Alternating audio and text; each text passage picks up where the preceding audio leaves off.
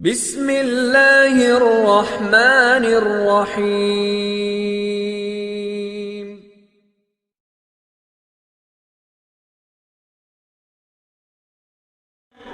உலகத்திற்கு ஒழுக்கத்தை போதித்த ரசூலுல்லாஹ் தன்னுடைய வாழ்க்கையிலே எந்த அளவுக்கு ஒழுக்கம் உள்ளவர்களாக வாழ்ந்திருக்கிறார்கள் என்பதற்கு நிறைய சான்றுகள் இருக்கிறது, நிறைய ஆதாரபூர்வமான செய்திகள் இருக்கிறது.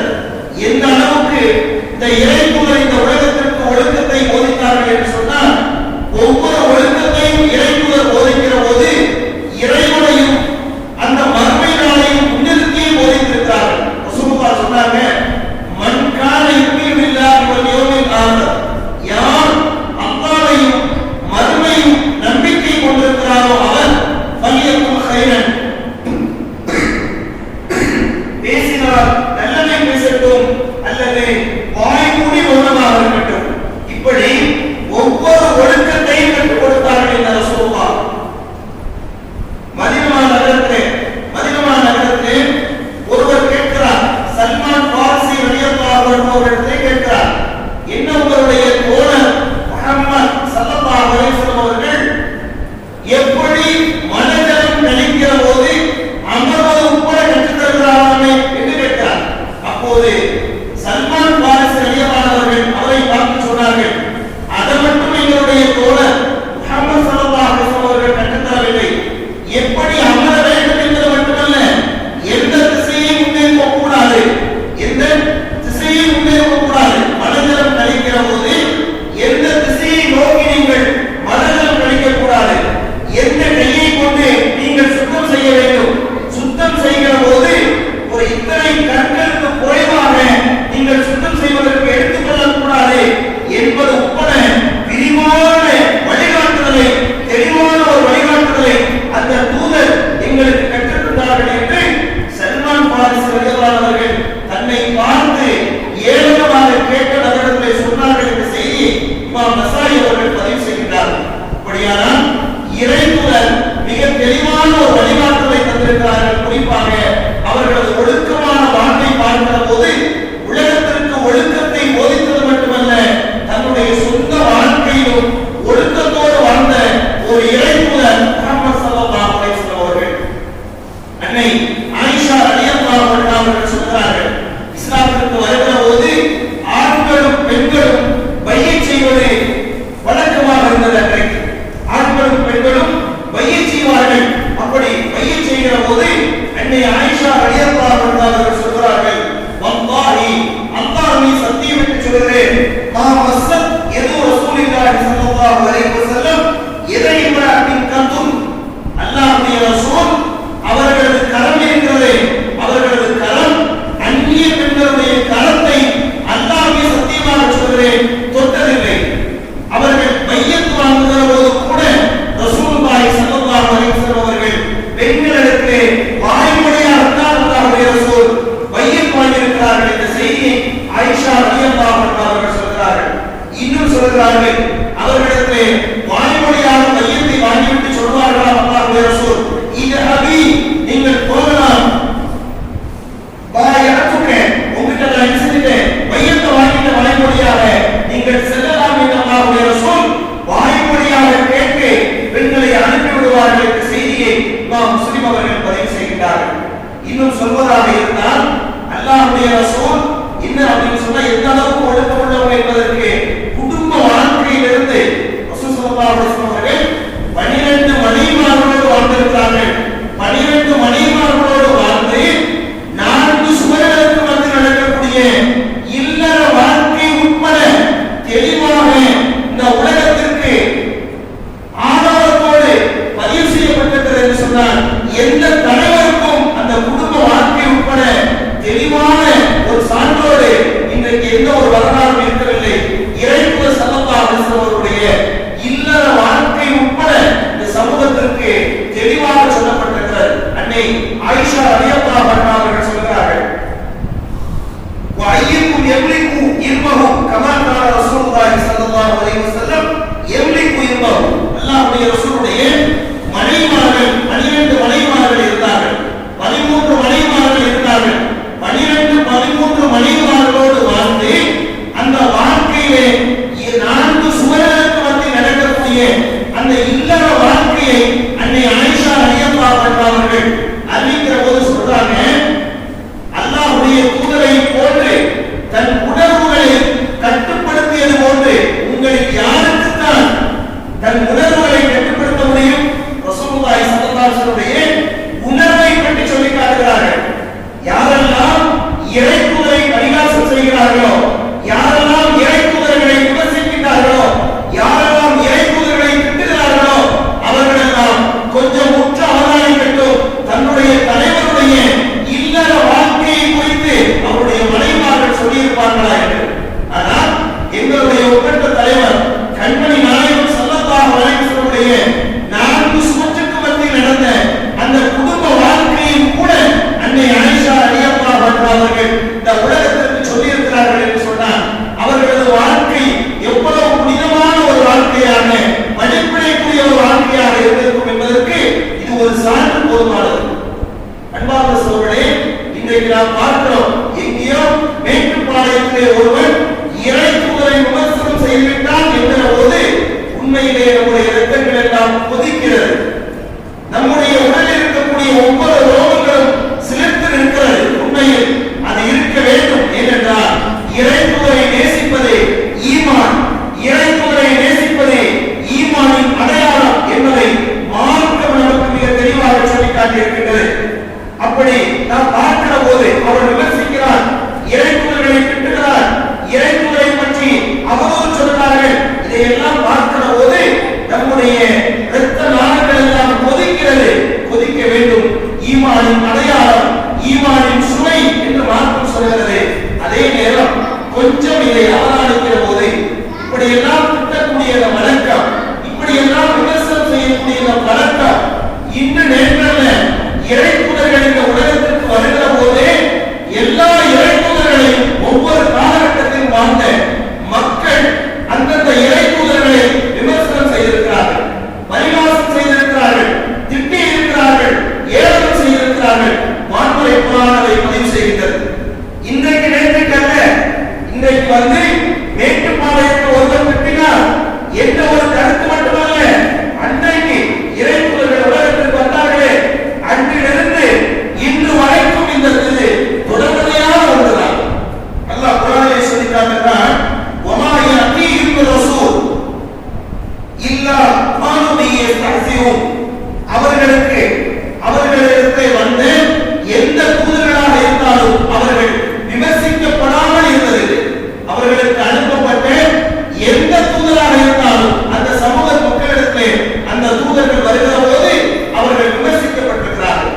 அல்லாஹ் இன்னொரு விமர்சனம் செய்யப்பட்ட வார்த்தையும் அல்லாஹ் சொல்லி காட்டுகிறார், இல்லா காலு சாஹிரும் அவ் மஜ்னூன். அல்லாஹ் என்ன சொல்லி காட்டுகிறார்? இல்லா காலு, அந்த மக்கள் சொன்னார்கள், சாஹிர் இவர் ஒரு சூனியக்காரர், அவ் மஜ்னூன் இவர் ஒரு பைத்தியக்காரர் என்றெல்லாம் அன்றைக்கு வாழ்ந்த நபிமார்கள் இருக்கிறார்கள், அவர்களோடு சமகாலத்தில் வாழ்ந்த மக்கள் இப்படியெல்லாம் விமர்சனம் செய்திருக்கிறார்கள் என்பதை அல்லாஹ் வான்முறை குர்ஆனிலே சொல்லி காட்டியிருக்கிறார். இப்படி விமர்சனத்திற்கு அவர்கள் விமர்சனம் செய்யப்பட்டிருக்கிறார்கள் நபிமார்கள். அதை வான்முறை குர்ஆனிலே அல்லாஹ் சொல்லி காட்டியிருக்கிறார். இது புதுமையான ஒன்றல்ல. காலம் தொட்டு நபிமார்களை விமர்சனம் செய்து கொண்டே மக்கள் இருந்திருக்கிறார்கள். இப்படி விமர்சனம் செய்கிற போது அல்லாஹ் ரப்பல் ஆலமீன் திருமறை குர்ஆனிலே ஏன் அதை பதிவு செய்கிறான் என்று சொன்னால், இப்படி விமர்சனம் செய்கிற போது அந்த விமர்சனத்தை நபிமார்கள் எப்படி கையாண்டார்கள்? இன்றைக்கு இறைத்தூதருடைய உம்மத்தாக இருக்கக்கூடிய நாம் இப்படி இறைத்தூதரை விமர்சிக்கின்ற போது நாம் எப்படி அதை கையாள வேண்டும் என்பதற்கு முன்னுதாரணமாக நமக்கு முன்பாக வாழ்ந்த மக்கள் நடந்திருக்கிறார்கள் என்பதற்கு நிறைய சான்றுகள் இருக்கிறது. பாருங்க, ரசூல் ஸல்லல்லாஹு அலைஹி வஸல்லம் அவருடைய காலகட்டத்திலே வாழ்ந்த மக்கள் இறைத்தூதரை எப்படியெல்லாம் விமர்சனம் செய்திருக்கிறாங்க அப்படின்னு பார்க்கிற போது அவர் ஒரு சூனியக்காரர், அவர் ஒரு பைத்தியக்காரர் என்றெல்லாம் இறைத்தூதர், கடைசி தூதர் முஹம்மது ஸல்லல்லாஹு அலைஹி வஸல்லம் அவர்களை விமர்சனம் செய்திருக்கிறார். அப்படி விமர்சனம் செய்ததை வான்முறை குர்ஆனிலே மிக தெளிவாக அல்லாஹ் குர்ஆனிலே சொல்லி காட்டியிருக்கிறார். இப்படி விமர்சனம் செய்யப்படுவது என்பது இன்று நேற்றல்ல, அன்று காலம் தொட்டு இன்று வரை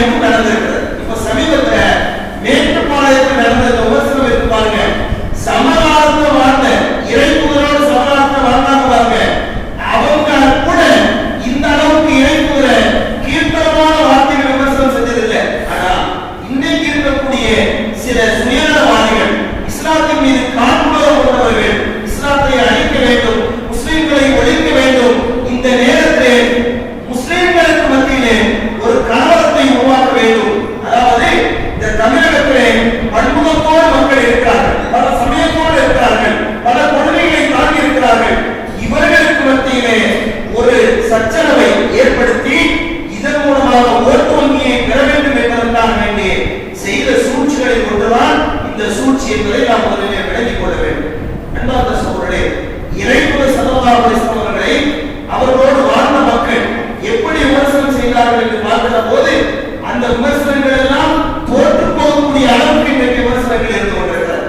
இந்த சந்தர்ப்பத்திலே நாம் உண்மையிலே விளங்கிக் கொள்ள வேண்டிய முக்கியமான ஒரு அம்சம் என்று சொன்னால், இப்படி விமர்சனம் செய்யப்படுகிற போது நம்முடைய உணர்வுகள் கிளறப்படுகிறது, நம்முடைய உணர்வுகள் காயப்படுத்தப்படுகிறது.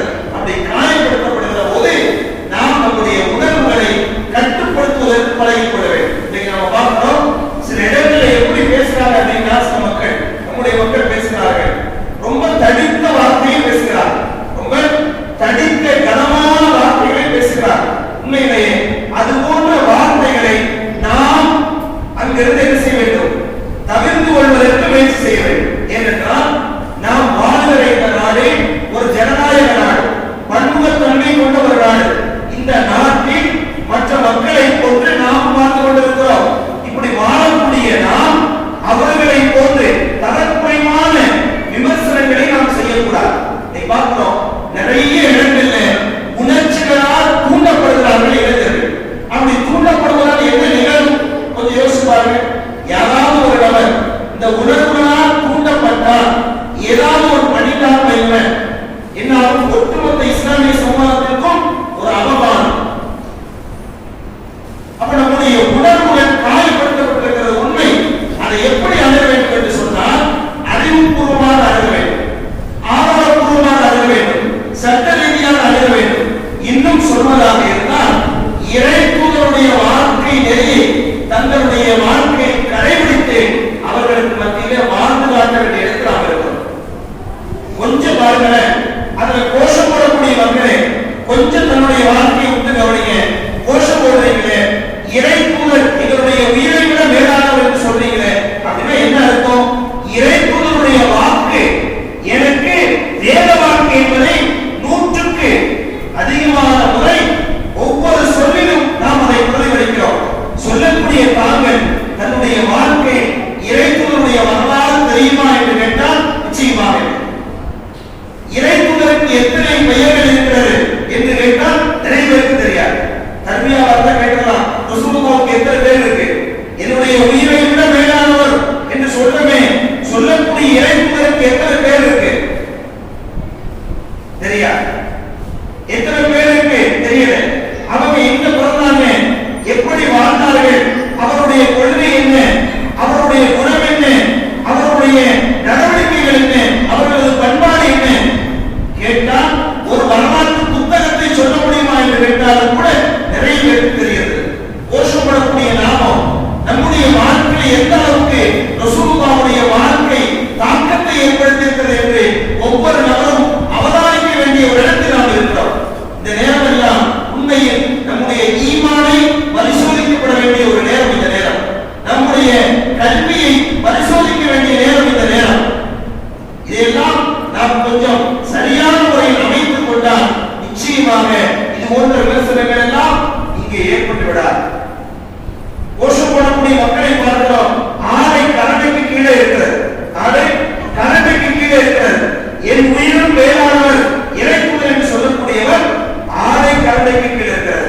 முகத்திலே முடியில்லை, காலை சுமந்துள்ளாரா என்று கூட சந்தேகத்துக்குரியதாக இருக்கிறது. கோஷம் போட்டு என்ன பிரயோஜனம்? கோஷம் போட்டு என்ன பிரயோஜனம்? அவ்வளவு நேரம் ஆர்ப்பாட்டத்திலே கண்டன உரையை ஆக்கிவிட்டு மகரிபுடைய துறைக்கு அவர் ஆளாக்கிறார். மகரிபுடைய துறைக்கு அவர் ஆளாக்கிறார். வர்றாங்க, அந்த கண்டன உரையிலும் கூட நிறைய பேர் எதை மக்களுக்கு மத்தியில் பிரபலப்படுத்த நினைக்கிறாங்கன்னா, நான் இந்த அமைப்பை சார்ந்தவர்கள், இந்த கட்சியை சார்ந்தவர்கள். இப்போ கூட உங்களுடைய கட்சியும் அமைப்பும் தான் உயர்வானதா? கட்சியும் அமைப்பும் உயர்வானதா? உலகத்திலே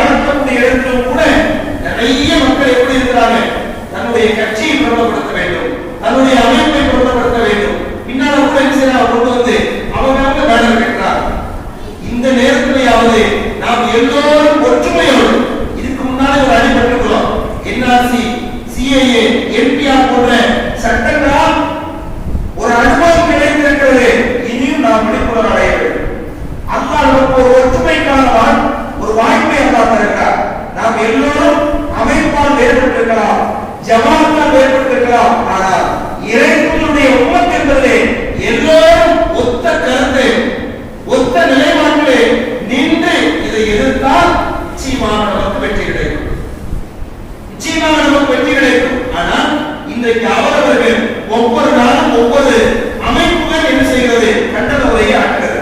ஏன் எல்லோரும் சேர்ந்து ஒரே நாளில் செய்தால் என்ன? இதே நிலைப்பாடு தான் அன்னைக்கு நம்ம சொல்றோம். பாபர் மசூதியினுடைய நிலைப்பாட்டை சொன்னோம். எல்லாருடைய நோக்கம் ஒன்றுதானே, எல்லா அமைப்பினுடைய நோக்கம் ஒன்றுதானே. பாபர் மசூதியை இடித்த இடத்தில் கட்டித்தர வேண்டும் என்பது எல்லாருடைய நோக்கம் ஒன்றுதானே. ஒருத்தர் 4 மணிக்கு போராடுறாரு, கலெக்டர் ஆபீஸ்ல முன்னேறாரு, ஒருத்தர் 5 மணிக்கு, ஒருத்தர் 6 மணிக்கு, இன்னொருத்தர் நாளைக்கு போராடுகிறோம். எதுக்கு? மக்கள் செல்வாக்கை காட்டுவதற்கு, தங்களுடைய அமைப்பில் மக்கள் செல்வாக்கை காட்டுவதற்கு. இஹ்லாஸிலேயே அல்லாஹ் எப்படி வெற்றியை கொடுப்பான்? அன்பார்ந்த சகோதரர்களே, உணருங்கள், ஒற்றுமையாக இருந்து செயல்பட வேண்டிய தருணம் இந்த தருணம். தொடர்ந்து இந்த சிறுபான்மை சமூகம் ஏற்றுக்கொண்டிருக்கக்கூடிய இஸ்லாம், அந்த இறைத்தூதர், அந்த வான்மறை குர்ஆன் விமர்சனத்திற்கு உள்ளாக்கப்பட்டுக் கொண்டிருக்கிறது. இனியாவது நாம் கொஞ்சம் விழிப்புணர்வோடு செயல்பட வேண்டும், ஒற்றுமையாக இருக்க வேண்டும், உணர்வுகளை கட்டுப்படுத்தி பழகிக்கொள்ள வேண்டும். எப்படியாவது இது போன்ற சட்டங்களை நாம் அவர்கள் வாபஸ் பெறக்கூடிய அளவுக்கு நாம் அறிவுபூர்வமாக சட்ட ரீதியாக நாம் இதை எதிர்கொள்வதற்கு முயற்சிகளை மேற்கொள்ள வேண்டும் என்பதாக சொல்றேன். இன்னொன்றை வழங்கிக் கொள்ள வேண்டும். இது போன்ற ரசூலுல்லாஹி ஸல்லல்லாஹு அலைஹி வஸல்லம் வாழ்க்கையை படிப்பதற்கு நாம் தயாராக வேண்டும். ரசூல் ஸல்லல்லாஹு அலைஹி வஸல்லம் வாழ்க்கையை குறித்து படிப்பதற்கு தயாராக இருக்க வேண்டும். இன்னைக்கு பார்க்கிறோம், ரசூலுல்லாஹுடைய வாழ்க்கை எத்தனை பேருக்கு நமக்கு தெரியும்? ஒரு புத்தகத்துடைய பெயர் கேட்டாலும் கூட தெரியாது. ஒரு புத்தகம், அதனுடைய பெயர் ரசூலுல்லாஹுடைய வாழ்க்கை வரலாற்றை காண்பிக்கக்கூடிய ஒரு புத்தகத்தினுடைய பெயர் சொல்லுங்க, அதனுடைய ஆசிரியருடைய பெயர் சொல்லுங்க. ரசூலுல்லாஹுடைய காலகட்டத்தில் நடந்த யுத்தங்கள், அதனுடைய பெயர்கள், எதற்கான யுத்தங்கள் நடைபெற்றது, ரசூலுல்லாஹுடைய வாழ்க்கை, மக்கத்து வாழ்க்கை, இறைவனுடைய வாழ்க்கை எதை தாங்கி இருந்தது, மதீனத்து வாழ்க்கை எதை தாங்கி இருந்தது, இதெல்லாம் கேட்டா நமக்கு நிறைய பேருக்கு தெரிகிறது. தர்பியா வகுப்புகள், தஸ்கியா வகுப்புகள் பள்ளியிலே நடத்தப்பட்டால் அங்க என்ன பார்த்தா கூட்டமே இல்லை, கூட்டமே இல்லை. அங்க ஆர்ப்பாட்டம் போராட்டம் வந்தா ஒரு பெரும்பான்மை கூட்டம் கிடைக்கும். படிங்க, இது நல்ல ஒரு சந்தர்ப்பம். அல்லாஹ்வுடைய தூதரை பற்றி படிங்க, மார்க்கத்தை பற்றி படியுங்கள், அல்லாஹ்வை பற்றி படிங்க, வேதங்களை பற்றி படிங்க. இதெல்லாம் படிச்சு நீங்க உங்க வாழ்க்கையில நடைமுறைப்படுத்தினா போதும், யாரும் நம்ம சீண்ட மாட்டாங்க, யாரும் நம்மை பரிகாசம் செய்ய மாட்டார்கள். இன்னைக்கு ஒரு கூட்டம் தொப்பி போட்டுக் கொண்டு அந்த கூட்டத்தை ஆதரிக்கிறது என்று சொன்னால் காரணம், அவர்கள் ஒரு ஆசிரியருக்கு முன்பாக மண்டியிட்டு இந்த கல்வியை முறையா படிக்கிறது. ரோஷமுள்ள ஒருவன், தன்மானம் உள்ள ஒருவன், ஈமான் உள்ள ஒருவன், இந்த மார்க்கத்தை நேசிக்கிற ஒருவன் நிச்சயமாக அங்கே இருக்க மாட்டான். அவனுக்கு உண்மையிலேயே தூக்கம் வருமா? வராது. ஒருவேளை உணவு இறங்குமா? இறங்காது. ஏன்? முறையாக இந்த சமுதாயத்திலே உருவாக்கப்படக்கூடிய ஒவ்வொரு முஸ்லீமும் முறையான கல்வி கொடுக்கப்படவில்லை, அந்த அடிப்படையில் உருவாக்கப்படவில்லை. குறிப்பாக அகீதாவுடைய கல்வி அவர்களுக்கு போதிக்கப்படவில்லை. இது போதிக்கப்பட்டிருக்கும் என்று சொன்னால் நம்முடைய வாழ்க்கையில் இறைத்தூதருடைய அன்பு அடையாளங்கள் வெளிப்படையாக தெரிகிறது. நீங்க பார்க்கிறோம், இறைத்தூதருடைய அன்பு அடையாளங்கள் எத்தனை பேருக்கு இருக்கு? இல்லை, தாடி இல்லை, கரண்டைக்கு கீழ் ஆடை பார்க்கிறோம், மீசையை பெருசா வளர்த்து வச்சிருக்கிறோம், முடி வெட்டக்கூடிய ஸ்டைல பாருங்க. அந்நிய கலாச்சாரம் பூந்திருக்கிறது. நம்முடைய ஆடை எல்லாவற்றையும் மேற்கத்திய கலாச்சாரங்கள், இஸ்லாத்தை எதிர்க்கக்கூடியவருடைய கலாச்சாரங்கள், பண்பாடுகள் மட்டும் ஊடுருவிச்சு. ஆனா நம்ம இந்த இறைத்தூதருக்காகவும் இஸ்லாத்துக்காகவும் போராடுகிறோம் என்று சொன்னால் எந்த விதத்தில் நியாயம்? எப்படி அல்லாஹ் வெற்றியை கொடுப்பார்? இந்த கல்வியை படிக்க வேண்டிய உண்மையான ஒரு தருணம், ஒரு உகந்த தருணம் இந்த தருணம் தான். இன்னொன்னு கவனிச்சுக்கிறோம், இஸ்லாத்தை விரோதிக்கிற போது நல்ல கவனிச்சுக்கிறோம், இறைத்தூதரை விமர்சனம் செய்வதால் இறைத்தூதருடைய கண்ணியம் குறைஞ்சு போகிறது. இறைத்தூதர் விமர்சனம் செய்வதனால இறைத்தூதருடைய கண்ணியம் குறைஞ்சார். அல்லாஹ் சொல்லி காட்டுறான், அல்லாஹ்வுடைய தூதர் இருக்கிறார்களே அவருடைய கீர்த்தியை, அவருடைய புகழை நாம் உயர்த்தி இருக்கிறோம்.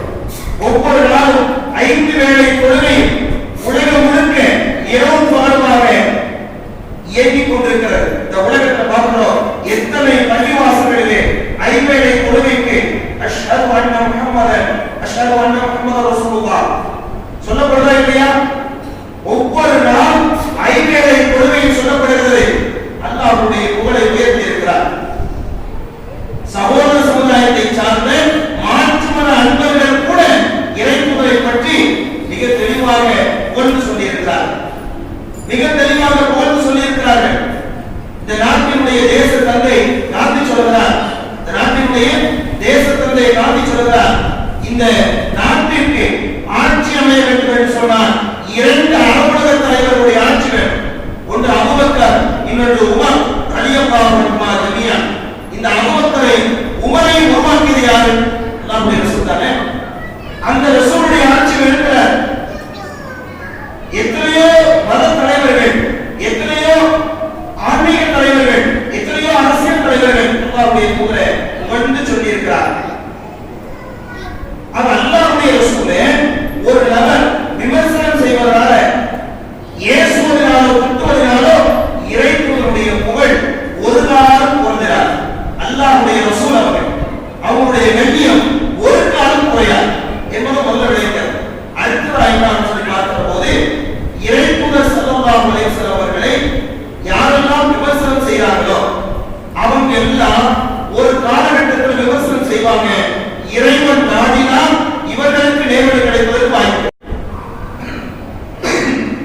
அல்லாஹ்விடத்துல நம்ம துஆவும் செய்யணும்.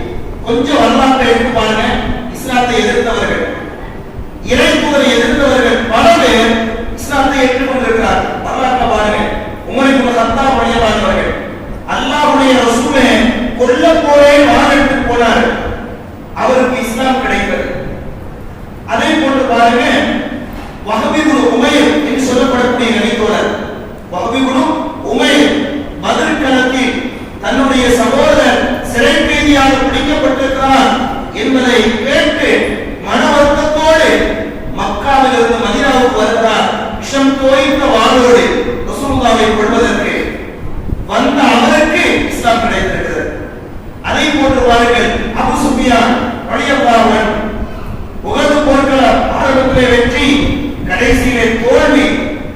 ஒரு கணவாய்க்கு பின்புறமாக இறைத்தூதர் பாதுகாக்கப்படுகிறார்கள். பக்கத்திலே அபூபக்கர் உமர் ரலியல்லாஹு அன்ஹு எல்லாம் ரசூலுல்லாஹை பாதுகாக்கிறார்கள். பாதுகாக்கிற நேரம் இந்த அபூ சுஃபியான் என்ன கேட்டார்? அந்த மலைக்கு பின்னால் இருந்து கேட்கிறார். எப்படி கேட்கிறார் தெரியுமா? ஃபடாதா அஃபீக்கும் முஹம்மத், உங்கள முஹம்மது உயிரோடு இருக்கிறாரா அப்படின்னு கேட்டார். அடுத்ததாக எந்த பதிலும் ரசூல் கொடுக்க வேண்டாம், மௌனமா இருக்க அப்படின்றாங்க. அடுத்து கேட்கிறாரு, அஃபீக்கும் இப்னு அபீ குஹாஃபா, அபூ குஹாஃபாவினுடைய மகன் அபூபக்கர் உயிரோடு இருக்கிறாரா அப்படின்னு கேட்டார். மௌனமா இருந்தாங்க.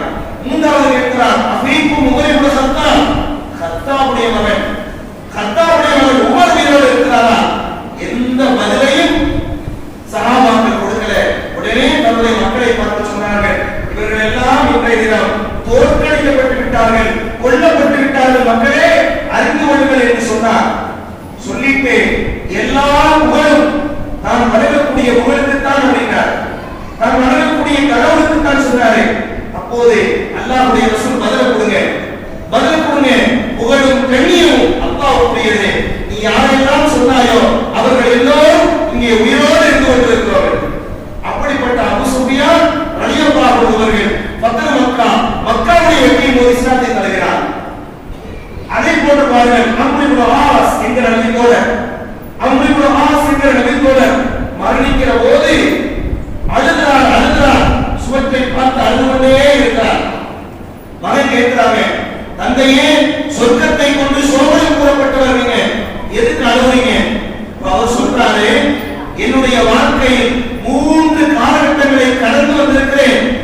அது ஒரு காலகட்டம் எனக்கு வெறுப்பு இருந்தது. யார் மீது வெறுப்பு? இறைத்தூதரின் மீது வெறுப்பும் கோபமும். அல்லாஹ்வுடைய ரசூலை கொல்வதற்கு வாய்ப்பு கிடைத்திருந்தால் நிச்சயமாக அன்றைய தினம் இறைத்தூதரை கொண்டிருப்பேன். அப்படி ஒரு வேலை கொண்டிருந்தால் நான் நரகத்திற்குரியவனாக ஆகியிருப்பேனே. அதை நினைத்து பார்க்கிறேன், அழுகை வருகிறது என்று சொன்னார். அந்த அம்ர் இப்னு ஆஸ் ரலியல்லாஹு இப்படி பாருங்க, இஸ்லாத்தை ஒழிப்பதற்காக, இறைத்தூதரை கொல்வதற்காக வந்த எத்தனையோ மக்கள்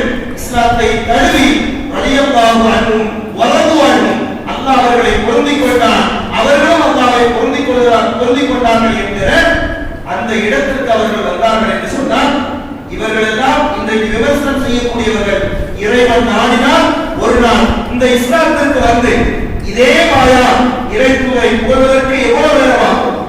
அல்லாஹ்விடத்திலே துஆ செய்ய வேண்டும். யாரெல்லாம் இறை தூதர்களை விமர்சனம் செய்கிறார்களோ, இஸ்லாத்தை விமர்சனம் செய்கிறார்களோ, யா அல்லாஹ் இவர்களுக்கு நேரான வழியை கொடு, இல்லை என்றால் இறைவன் இவர்களை தண்டிப்பாயாக என்று அல்லாஹ்விடத்தில் என்ன செய்யணும்? துஆ செய்ய வேண்டிய தருணம் இந்த தருணம். அடுத்ததாக இது போன்ற விமர்சனம் செய்பவர்களுக்கு இஸ்லாம் சொல்லக்கூடிய தண்டனை என்ன? ஒரு முஸ்லிம் இறை தூதரை விமர்சித்தால் அவனுக்கான தண்டனை என்னன்னு சொன்னால், பார்க்கிற போது ஒரு முஸ்லிமோ ஒரு காபிரோ இறை தூதரை திட்டுகிறான், இறை தூதரை அவமதிக்கிறான் என்று சொன்னால் அவனுக்கான தண்டனை என்னவென்று சொன்னால் சில சம்பவங்களை பார்க்கிறோம். சில சம்பவங்களை முதலில் பார்த்துவிட்டு ஃபத்வாவை இறுதியாக பார்ப்போம். பத்ர் போர்க்களம். பத்ர் போர்க்களத்திலே அப்துல் ரஹ்மான் இப்னு அவுஃப் என்கிற நபித்தோழர் சொல்கிறார்கள், எனக்கு வலப்பக்கமும் இடப்பக்கமும் 2 அன்சாரி சிறுவர்கள், சின்ன மக்கள் கேட்டாங்க, அபூஜஹலை உங்களுக்கு தெரியுமா என்னுடைய பெரிய தந்தையே அப்படின்னு கேட்டார். நான் கேட்டேன், அபூஜஹல்ட்ட உங்களுக்கு என்ன வேலை அப்படின்னு. அபூஜஹல்ட்ட உங்களுக்கு என்ன வேலை? அவங்க சொன்னாங்க, அந்த 2 அன்சாரி சிறுவர்களும் சொன்னார்கள் என்ன அப்படின்னு சொன்னா, அந்த 2 அன்சாரி சிறுவர்களும் சொன்னார்கள், அக்பிர்து அன்னஹு யசுப்பு ரசூலுல்லாஹி ஸல்லல்லாஹு அலைஹி வஸல்லம், ரசூலுல்லாஹை திட்டுவதாக நாங்கள் எங்களுக்கு செய்தி வந்தது. இந்த அபூஜஹல் இறை தூதரை திட்டுவதாக செய்தி வந்தது, கொஞ்சம் காட்டுங்க, அவங்களே நாங்கள் முடிச்சோம். உடனே அந்த அன்சாரி சிறுவர்களிடத்திலே அப்துல் ரஹ்மான் இப்னு அவுஃப் அவர்கள் காட்டுறாங்க, இவர்தான் அபூஜஹல். 2 பேரும் தன்னுடைய வாளை கொண்டு அபூஜஹலுடைய கதையை முடித்தார்கள் என்பதை பார்க்கிறோம். பாராளுமன்றத்தை, குறைஷி பாராளுமன்றத்தை தன் கட்டுப்பாட்டில் வைத்திருந்த முக்கியஸ்தர்கள் ஒருவர் யாரு? அபூஜஹல். அந்த அபூஜஹலுடைய மரணம் 2 சிறுவர்களுடைய கையில் முடிந்து போச்சு. அப்போ ரசூலுல்லாஹை திட்டியவன் கொல்லப்பட்டிருக்கிறான் என்பதற்கு ஒரு சான்று. அடுத்ததாக பாருங்க, ரசூலுல்லாஹுடைய காலகட்டத்தில் கண் தெரியாத ஒரு சஹாபி இருந்தார். கண் தெரியாத ஒரு சஹாபி இருந்தார். அந்த சஹாபி அவங்களுக்கு உம்மு வலது என்று சொல்லப்படக்கூடிய மனைவி இருந்தார். உம்மு வலது என்று சொன்னால் அடிமையின் மூலமாக குழந்தையை தன்னுடைய எஜமானுக்கு பெற்றெடுத்து கொடுத்திருந்தால் அதுக்கு உம்மு வலதுன்னு சொல்லுவாங்க. உதாரணமாக இந்த சஹாபி இருக்கிறார்களே, இந்த சஹாபிக்கு அடிமை ஒரு பெண் இருந்தால் இந்த அடிமை பெண்ணோடு அந்த சஹாபி இன்னொரு வாழ்க்கையில் ஈடுபட்டு அந்த சஹாபிக்கு குழந்தையை பெற்றெடுத்து கொடுத்ததால உம்மு வலது என்று அழைக்கப்பட்டதால். இந்த பெண்மணி எப்படிப்பட்டவங்க அப்படின்னு சொன்னா, தன்னுடைய கணவன் மீது ரொம்ப இரக்கமா இருந்தார். அந்த சஹாபி மீது, அந்த கண் தெரியாத மனிதன் மீது இரக்கத்தோடு இருந்தார், மென்மையாக இருந்தார். அப்படிப்பட்ட ஒரு பெண்மணி இந்த பெண்மணி. ஆனால் ரசூலுல்லாஹை பற்றி பேச்செடுத்தால் வசைமொழி, திட்டுவார், ஏசுவார். இதுதான் அந்த உம்மு வலதினுடைய செயலாகவே இருந்து கொண்டிருந்தது. அவர் சொல்கிறார், அந்த சஹாபி சொல்கிறார், கண் தெரியாத அந்த சஹாபி சொல்கிறார், என்னுடைய மனைவி ரசூலுல்லாஹை பற்றி சொல்றேன், நான் சொன்னா அவ எப்ப பார்த்தாலும் திட்டுவா, வசவாடுவா. நான் எவ்வளவு சொல்லியும் திருந்தர வாடுது. ஒரு நாள் இறை தூதரை பற்றி பேச ஆரம்பித்தேன், வணக்கம் போல் திட்ட ஆரம்பித்தார். என்னுடைய குத்துவாளை எடுத்து அவனுடைய வயிற்றில் குத்தி அவன் மீது சாய்ந்து அவரை நான் கொன்று விட்டேன். கொன்றதற்கு பிறகு இறை தூதருக்கு இந்த செய்தி வருகிறது. இறை தூதருக்கு இந்த செய்தி வந்தவுடனே அல்லாஹ்வுடைய தூதரிடத்தில் அவர் நடுங்கியவாறு வருகிறார். நடுங்கியவாறு வந்து சொல்லுகிறார், யா ரசூலல்லாஹ், அல்லாஹ்வுடைய தூதர் அவர்களே, உம்மு வலத் என்னுடைய மனைவிதான். அவள் மென்மையானவள், இரக்கமானவளாக இருந்தாள். என்னிடத்திலே முத்துக்களை போன்ற 2 மகன்களை பெற்றெடுத்து தந்திருக்கிறாள் எனக்காக. உங்களை பற்றி பேச ஆரம்பிக்கிற போது அவள் வசைமொழி பாடுகிறார், உங்களை திட்டுகிறார். ஒரு நாள் எனக்கு கோபம் வந்து விட்டது, என்னுடைய குத்துவாளை எடுத்து அவளை நான் கொன்று விட்டேன் அப்படின்னு சொல்றார். உடனே அல்லாஹ்வுடைய ரசூல் அவர்கள் சொன்னார்கள், அலஷ்ஹது அன்னஹா தமஹா அன்ன தமஹா ஹதர். அல்லாஹ்வுடைய ரசூல் சொல்றாங்க, நீங்க எல்லாரும் சாட்சி, அந்த உயிர் வாங்கப்பட வேண்டிய உயிர் தான் என்பதற்கு நீங்க சாட்சி. கொல்லப்பட்டது சரிதான், சாட்சி. அதற்கு பகரமாக இவரது உயிர் வாங்கப்பட வேண்டிய உயிர் அல்ல என்பதற்கு நீங்க சாட்சி சொல்லலாம். இது நசாயி சொல்லப்படக்கூடிய கிதாபுல ஆதாரப்பூர்வமான செய்தியாக பதிவு செய்யப்பட்டது. அப்ப இதுவெல்லாம் ரசூலுல்லாஹை திட்டியவர்கள் கொல்லப்பட்டிருக்கிறார்கள். கொல்லப்படுகிற போது அவர்களுக்கு தண்டனைகள் வழங்கப்படவில்லை என்பதற்கு இது ஒரு சான்றாக இருக்கிறது. அறிஞர்களுடைய ஏகோபித்த கருத்து என்னவென்று சொன்னால், ஒரு முஸ்லிம் இறை தூதரை விமர்சனம் செய்தால் அவன் காஃபிர் ஆகிறான், அவன் இஸ்லாத்தை விட்டு வெளியேறிட்டான், அவன் கொல்லப்படுவதற்கு தகுதி வாய்ந்தவன். முஸ்லிம் இது நிலைமை அப்படின்னா ஒரு காஃபிருக்கு அவன் கொல்லப்பட வேண்டும் என்பதில் மாற்று கருத்து இல்லை. எல்லா அறிஞர்களும் ஏகோபித்து இருக்கிறார். ஆக இஸ்லாமிய ஒரு சட்டம், இஸ்லாமிய சட்டத்தின் பிரகாரம் இறை தூதரை திட்டக்கூடியவன் கொல்லப்பட வேண்டும் என்பதில் மாற்று கருத்து இல்லை. ஆனால் இஸ்லாமிய நாடு அல்ல, இஸ்லாமிய ஆட்சி நடைபெறக்கூடிய ஒரு நாட்டில் நாம் வாழ வேண்டும். அப்படி இருக்கிற போது இதனுடைய முழு விவகாரத்தையும் அல்லாஹ்விற்கு ஒப்படைக்கிறது. இமாம்கள் என்ன சொல்றாங்க? இதனுடைய முழு விவகாரம் அல்லாஹ்வை சார்ந்தது. அல்லாஹ் அவர்களை தண்டிக்க வேண்டும் என்று அல்லாஹ்விற்கு நாம் என்ன செய்யணும்? பொறுப்பு ஒப்படைக்கிறோம். ஆக யாரும் உணர்ச்சிவசப்பட்டு இந்த முடிவை கொள்ள வேண்டும் என்கிற முடிவை நாம் எடுக்கக்கூடாது. ஏனென்றால் சில இடங்களில் பேசுறாங்க, அவனை கொள்ள வேண்டும், அவருடைய நாட்கள் இருக்க வேண்டும், அப்படியெல்லாம் சொல்லி காட்டுறாங்க. இதுவெல்லாம் உணர்ச்சி பூர்வமான பேச்சுக்கள். இந்த உணர்ச்சி பூர்வமான பேச்சுக்களை கேட்டு இளைஞர்கள் தன்னுடைய உணர்வுகளை கட்டுப்படுத்திக் கொள்ள வேண்டும். இஸ்லாமிய அரசாங்கம் இருந்தால் மட்டும், இஸ்லாமிய ஆட்சி இருந்தால் மட்டுமே இதை நடைமுறைப்படுத்த முடியும். நாம் வாழுகிற நாடு ஜனநாயக நாடு, பன்முகத்தன்மை கொண்ட நாடு, பல மக்கள் வாழக்கூடிய நாடு. இந்த நாட்டில் நாம் அது போன்ற ஒரு காரியத்தை செய்துவிடக்கூடாது.